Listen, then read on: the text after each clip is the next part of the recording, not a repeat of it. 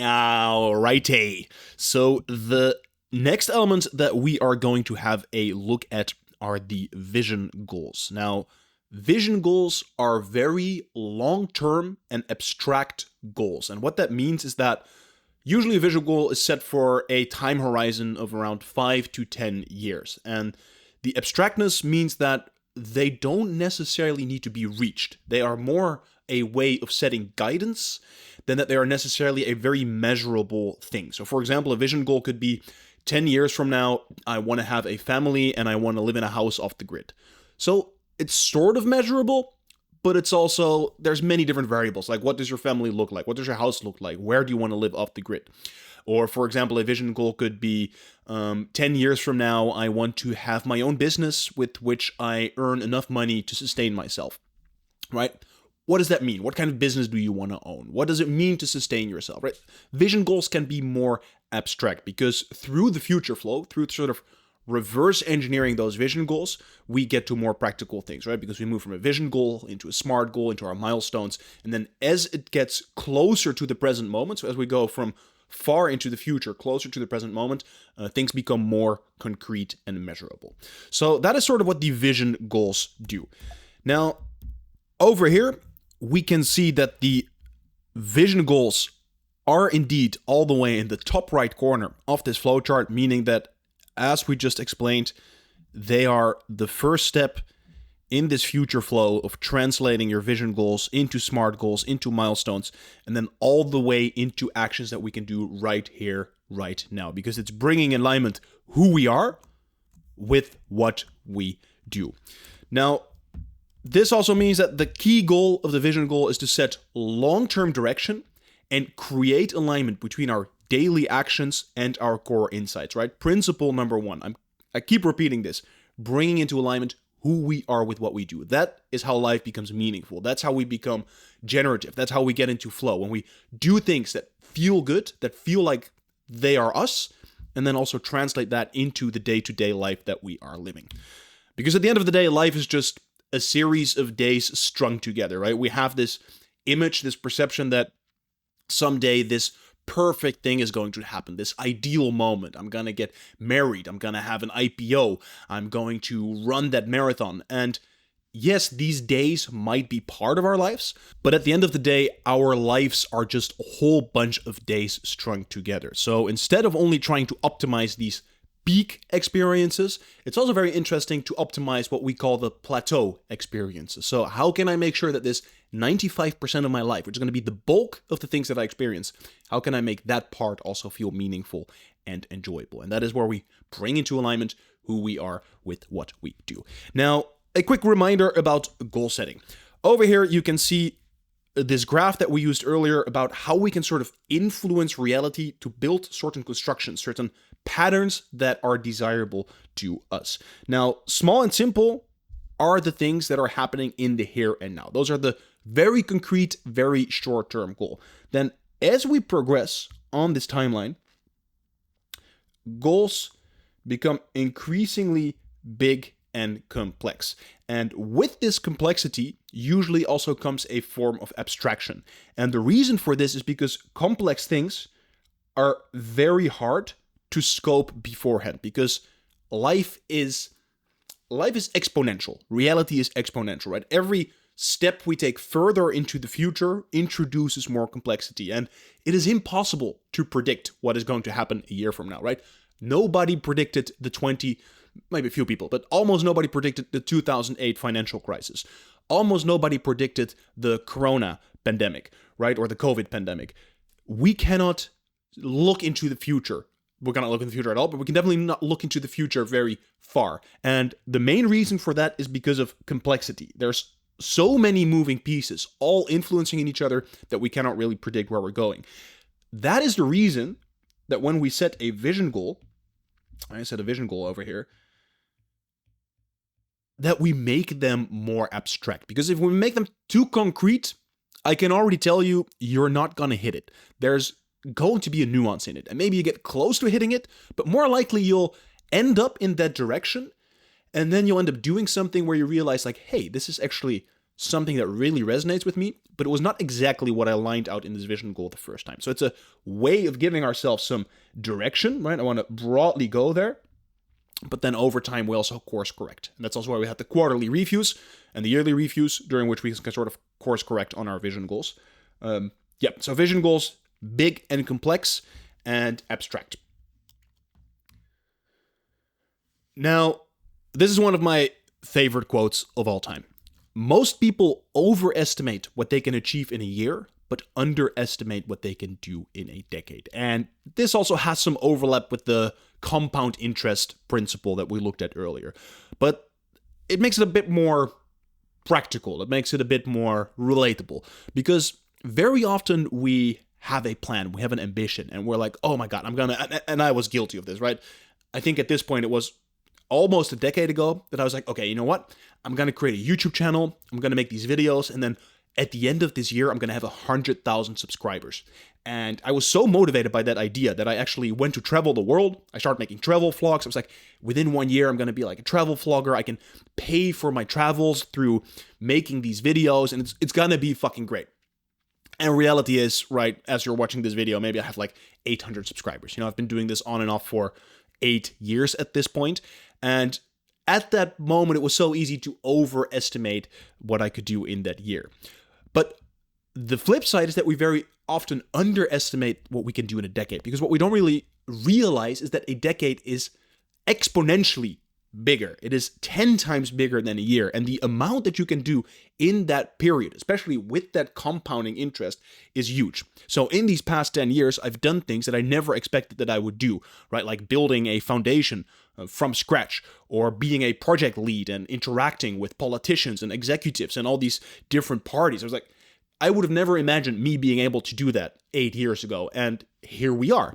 So we often overestimate what we can do in a year and underestimate what we can do in a decade. The practical implication of this is that when we set vision goals, this is the time to think big, right? Because these are goals over a longer time horizon. So I can really recommend, and there's also going to be some reflection questions that help prompt you for this, but I can really recommend that when you set vision goals, that is the moment to be ambitious, to be audacious, to think out of the box, to ask yourself, how can I make this 10 times as big? Once again, doesn't mean you have to reach it necessarily, but it will help you chart a different course. And when you do that for a few years, you will see you'll end up in a place that you otherwise would most likely not have ended up in. So highly recommend, this is the time to think big. Okay, a few notes on motivation. There's two different ways that humans can get motivated. The first one is what we call extrinsic motivation. And extrinsic motivation means motivation that is coming from outside. There is something outside of the thing that we are doing that is motivating us. Best example of this is money, right? So many people go to work not because they want to go to work, but because they want to make money. That is extrinsic motivation. But the same could be true for when you're going to the gym, right? I'm going to the gym not because I want to feel fit or because I enjoy the process of working out, but because I want to look good, right? I want other people to see that I look good. The motivation for me going to the gym is actually something that's coming from the outside. Now, there's nothing wrong with extrinsic motivation, but it's not super reliable. And if it's the only motivation source that we have, very often over the long term, it will also both be unsustainable and will not make us feel good, because we put basically our self-worth outside of ourselves. So the other type of motivation that we have is what we call intrinsic motivation. And this is when we do things because we want to do them. And very often we want to do them because we enjoy doing them. We do things for the sake of doing them. There's a name for this called autotelic activities, which basically means activities that in and of itself are worthwhile of doing, right? So instead of going to the gym to look good, I go to the gym because I enjoy doing pull-ups. Or I play hockey because I enjoy slapping that ball with a stick. Or I work on a project because I like creating stuff. I like creating content. This type of motivation is much more sustainable and usually also much stronger, right? Famous quote by Nietzsche, "He who has a why to live can bear almost anyhow," right? This right here is our why.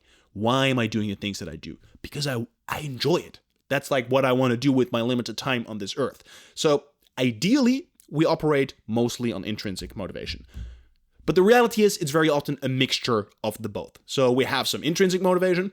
I'm creating this content right here. I'm creating this masterclass. I enjoy doing this. But there's also extrinsic motivation, right? I want to get the recognition from other people. I want to earn money doing this. I see this as a way to build a resume and maybe build a better career for myself, right? So there's both this intrinsic motivation as well as this extrinsic motivation. Now, as a rule of thumb, what I would recommend doing is use extrinsic motivation to the degree that you need it to build intrinsic motivation, right? So especially when you get started with things, having some extrinsic motivation can really help, because we have to go through what is called the pain period. We have to go through this part where things don't feel effortless yet. And there's actually quite a lot of friction. And we need to push through for a bit. And in those moments of pushing through, extrinsic motivation can really help. But then as the gears start spinning, this one should be growing. If it's not, that is a very clear sign you should reevaluate what you are doing. Now, why am I sharing this here? Because having your vision goals and really setting vision goals that resonate and then connecting them to your actions is the best way to find intrinsic motivation. Because by aligning who we are with what we do, that already says it, right? We're doing things that we want to do. We're doing things that truly feel like us. And that is the best type of motivation that's out there. That's the type of motivation that's going to sustain you over decades of work, right? And that's what we're here to do. Decades. We're not here for weeks. We're not here for months. We're not here for a quick fix. We are here for a lifelong of learning, development, and living a meaningful and good life. So that's why we want to bring those two things together. Okay, let us go and build this vision goal database. Now, the first thing that we're going to do, and we can dream this stuff by now, is of course going into our database collection zone. And then I'm going to create a new header over here inside databases, because this is where we're sort of moving from the more planning and concrete stuff to the more abstract and inside stuff. We're going to create a new page, call this the vision goals. Going to give it the star emoji. Turn that into a table. Removes the emoji. Thank you, Notion. Let's go add cover. Do we have the covers over here? Yes, we do. It's going to be inside the inside covers, vision goal covers, database. Okay. First view we're going to make is, of course, going to be the master table. Adding the emoji in there. And then we're going to add some properties. The first property is going to be called the goal name. So this is where we're going to write down the actual goal.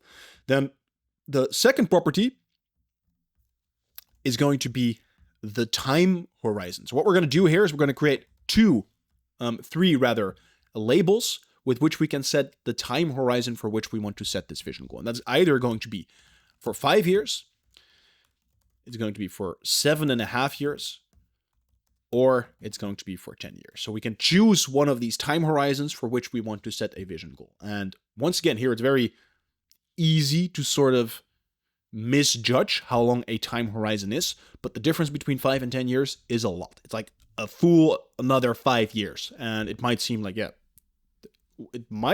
we understand that, but it's a big difference. So think about this when setting it. But maybe there is indeed a decade-long goal that you want to work on. Maybe you have a very clear decade-long goal that you want to work on. Then you can use this to set that goal for yourself. Okay, we're going to just color code these a little bit. I'm going to make that one red. Then we're also going to add this checkbox property, which is going to say archived. Because, like I said before, vision goals are a way of setting direction. And once we've set a 5-year vision goal, that doesn't mean we have to finish it, right? Especially when you start using this system, especially when you start getting into self-development and into reflection and getting a deeper insight into who you are, you can be changing a lot, right? Those first few years, there can be a lot of changing. There can be a lot of changing the course of where you want to go. And simply just tunneling down, like setting this vision goal and then being like, no, I set this goal, I really need to achieve it, is a great way to make yourself miserable and not achieve the actual things that you want to do. So we want to have the possibility to archive our vision goals. Now, inside of this template, there's going to be a whole bunch of questions and a process that hopefully help you set vision goals that resonate very deeply. So if you feel like changing your vision goals every other month, then maybe reevaluate the vision goals that you're setting. But if you're 1.5 years in and you realize actually a lot has changed in these past 18 months, then by all means, archive a vision goal, right? You don't have to stick to it just because you said it once. Okay. Then we're going to add a date created, and I just want to show the date. I don't want to show the time, so I just want to show the date. It's going to be the date on which the vision goal has been created. Okay. Later on, we're going to link our vision goals to some other databases, but for now, we're only going to link it to our project tracker database. So over here, I'm going to create a relationship, and we're going to say project tracker. And later on, you'll see why we create this relationship. And then I'm also going to add a formula which is going to measure how much time has already passed since we set this vision goal. So this formula over here is going to say, okay, based on this time horizon and based on when this vision goal was created, how much time has already passed. And I'm just going to turn that into a little bar measurement. And if we were to now change this date, this one is date created, but let's say, for example, I would make this property and just make it like a custom date.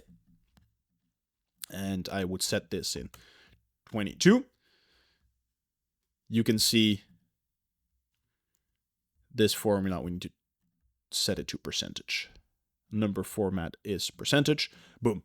You can now see, okay, there was a 10-year time horizon. This goal has been active for 2 years. You can see, okay, we're 20% in our initial, since we set this vision goal. So this is just a very easy way over time to see how long have you been working on a particular vision goal. So I'm going to create this back into the created time.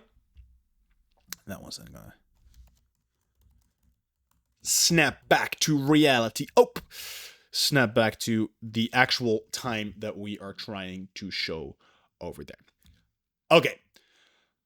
That is sort of the overview of the vision goals database. Now, the next thing we're going to do is create the actual template, because inside of this template, that is where we are going to set our vision goals. Now, the first thing, of course, that we're going to do is say vision goal template. Add this beautiful star emoji. Add the vision goals cover. I'm going to clean up this layout a little bit. I'm just going to move this to the panel and just going to pin the things that are really relevant right here. And that will be the time horizon. We want to see the time horizon. We want to see the time that has elapsed. And for now, that is it. Later, we're going to add some more, but for now, this is it. And almost forgot to also remove this. Okay, nice and clean. Just the way we like it. The first part and the main part of the vision goal is going to be a bunch of reflection questions, because this is mostly about setting the right goal. That is really the essence of the vision goals. Like, what is it that I actually want to be pursuing? All right, what do I actually want to do with my limited time here? I'm going to make this yellow because it's insights. And then similar to with the project tracker, we're going to have 4 tabs of questions. And actually, before we can add them over here, we will first need to go into this reflections database. And like we explored earlier, we will have to relink this database over here because it's still linked to the old database. So what I'm going to say is relation. I'm actually going to click that and then turn it back into relation. Vision goal. One-way relationship is fine. Add relationship. And then go into these views. And we will actually have to just delete this. And we'll have to manually re-edit once we've added these questions to the actual template.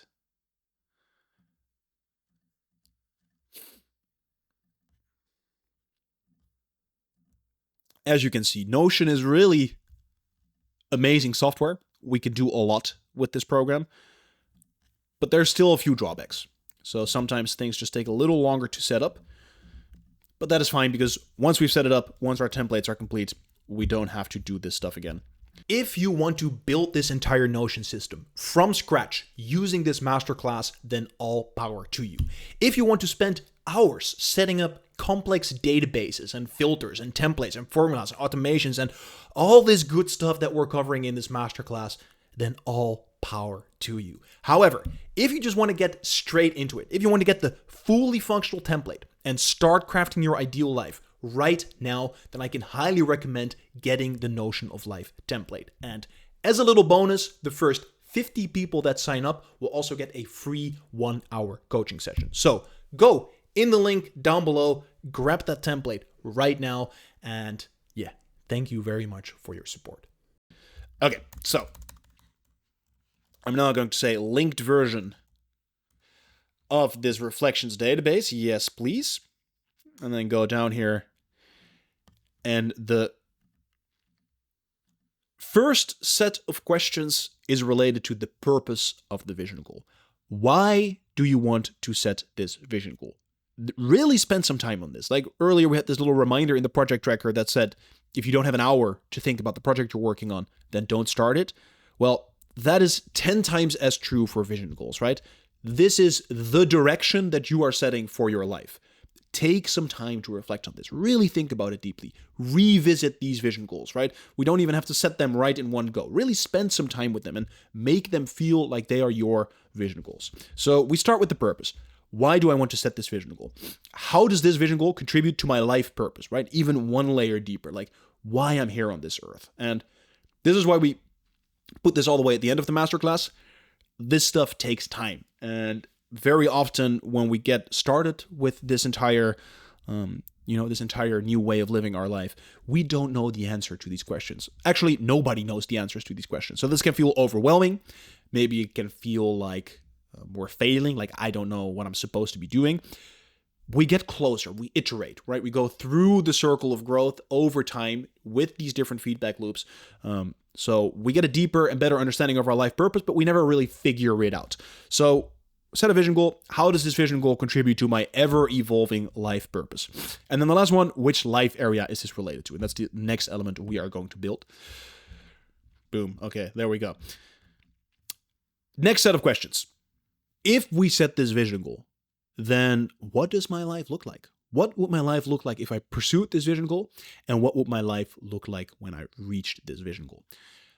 The purpose behind this question is that when you envision for yourself, truly envision what it looks like when you're pursuing, but also when you've reached this vision goal, that is where that intrinsic motivation comes from, right? That is when you embody and really feel on a deep level, oh, wow, this is my dream life. And you really get into it. And research shows that when you do this, we actually start taking better action in the here and now. And my personal experience also definitely shows this, right? I started setting vision goals maybe like 7 years ago, long before I started building the system. And it has really oriented my life. By sinking in, by envisioning where you could end up, you actually have a much higher likelihood of ending up there. Now, there's many people out there that go, hey, law of attraction, baby. I'm not convinced that there is some spirit energy that's like, oh, you give me your order and I shall deliver, right? Because many people envision themselves in places and never end up there. But I do think that we can condition our mind. We can condition our perception of the world to narrow it down on things that are important to us, right? Because life, like perception, is always filtering out more than we take in. Like we're always filtering out so much of the data around us. And choosing what we filter out, that is done by aligning it with our own value structure. So I choose the things that are valuable to me. I perceive the things that are valuable to me. And in the very essence, of course, those things are shelter, food, water, right? Because those are important to me. Those are the human universals. But on top of that, something that might be interesting to me might not be interesting to you, right? Maybe I'm interested in cars and you're interested in nature. We might be walking on the exact same road. I see the Ferrari, you see the tree, right? So we limit reality through our perception. And the way we sort of choose the glasses that we put on is by envisioning this sort of stuff, by really sinking into it. And then as we go through life, we will look more through these lenses. So what would my life look like if I pursued and reached this vision goal and really sink into that? The opposite also helps to think, what if I did not pursue this vision goal, right? What if I did not do this thing that I think will be very important to me? What would my life look like then? Because positive reinforcement, reward is a really great way to be motivated, but punishment or negative reinforcement can also be a really great way to be motivated, right? We want to go towards something where we want to go, but we also want to move away from something where we don't want to go. So if we set both sides of the spectrum, it can help us be even more motivated and driven to pursue this goal. Okay. The next reflection we make is the sacrifices. Because once again, saying yes to one thing means saying no to everything else. So we want to ask ourselves before we start, what sacrifices would I have to make to pursue this vision goal?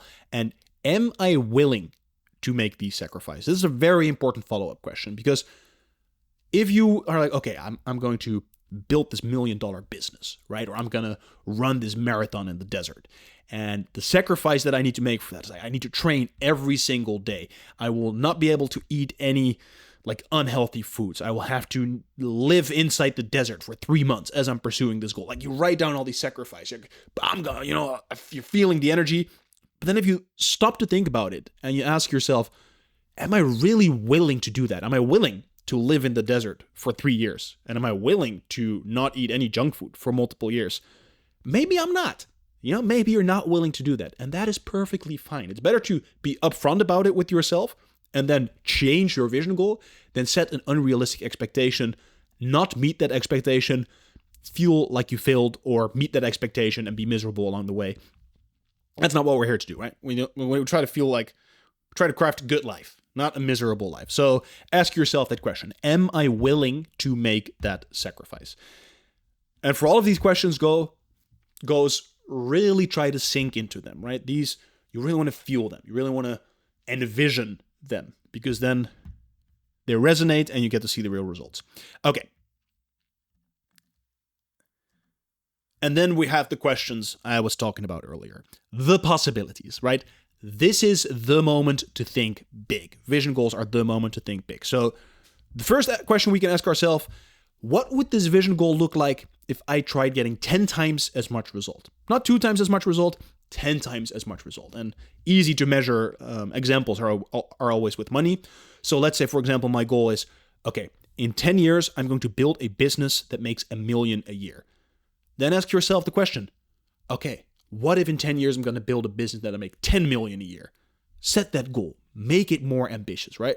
It doesn't necessarily have to be reached, but even if it makes you 20% more productive or gets you 20% further along that way, as we're compounding over time, that can make a huge ass difference.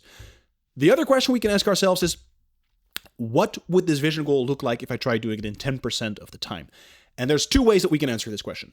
The first one is by making the time horizon shorter. So what if I want to get this vision goal done in a year, right? What if I want to make this $1 million business in a year? But we can also say the time investment. So let's say I'm assuming that if I built this business, it will take me 40 hours per week working on it for 10 years. What if I only worked on it for 4 hours per week? What would that look like? And this can also help us to sort of distill the 20-80, the 20% of the stuff that's going to lead to 80% of the result. And in the next chapter, we're going to look a little bit further at this principle, but we can really look like, okay, even if we can slim it down by half, right, instead of by 10 times, that is a huge profit. And if we can make that upfront by just reflecting for a few hours, it's like, that's a bargain, right? If I'm asking you like, hey, take 10 hours to really get this right, and then over the next 5 years, you are going to save 1,000 hours. Right. You tell me if that's a good deal, yes or no. Okay. And then the last thing that we're going to answer here is the commitment. First, before we go into the commitment, we first go and cycle through these steps as long as is necessary, right? Take your time. Even if you have to cycle through them 3 times, right? Let's say, for example, you answered here that I am not willing to make that sacrifice. Okay, revisit. Go back, right? Keep returning until you find a vision goal that really resonates. And then once we resonate, we're going to make a commitment. In here, we're going to write down, okay, I, from Palokai, am committing to giving myself 110% to this vision goal. I know that this really resonates with who I am. This is important to me. This is the impact I want to make. I am going to do it. We put that down and we give ourselves that conviction. We make a commitment to this vision goal. Because then when times get tough, we can remind ourselves like, hey, I've thought about this. I've aligned this with who I am. Let's fucking go, bro. Let's fucking go. Okay, so this is where we make the commitment to this vision goal. Then, once we've finished the reflection part of this vision goal, it is time to take who we are and align that with what we do. Because we got to do shit, you know? We got to do shit to make some value in this world. And the way we do that is by translating our vision goals into SMART goals. And you might know by now where the SMART goals live. Those live inside of our project tracker. So what we're going to do is we're going to create a view over here. I'm going to call this mass, just a table. Progress, project name.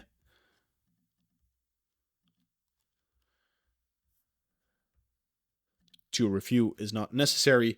We're going to have the day past date. And we want to have the... No, I think that is everything that we want to see. Okay, boom. Days past date. Actually, we want to also see whether it's next up. Yes or no. Now, earlier, we created this relationship with the Vision Goals database. So we are going to create a filter that says Vision Goal contains the Vision Goal template. So we're going to add that template one later when we're adding this database view over there. And then over here, we're actually going to add a sort, because we also need to have the status. Actually, we're going to add a sort. And we're going to sort it by status.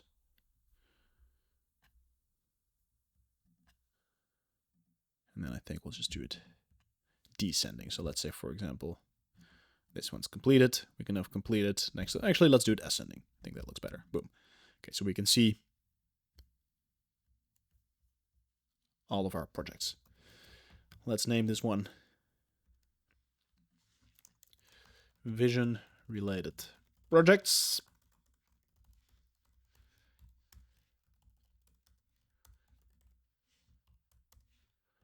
Boom. Get back in the template. Linked view of this project tracker. Vision Related Projects. Over here, now we can just call it Related Projects. And then we say filter vision goal contains vision goal template. And so over here, we can create projects that help us work on this vision goal. And this is ideally how we use the Notion of Life system, right? When we start using it, there's a very high likelihood we have projects that sort of come in bottom up. But over the long term, we want to inform our project through our vision goals, right? So based on our vision goals, we're going to create projects that are going to get us there. And yeah, actually this commitment over here, we put it after the project. So we set at least one project for each vision goal, and then we make our commitment.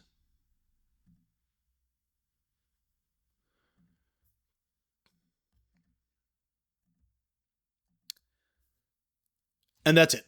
Vision goal template. So we can just create one of these templates, fill in these questions, set a vision goal, and just like that, we are ready to go.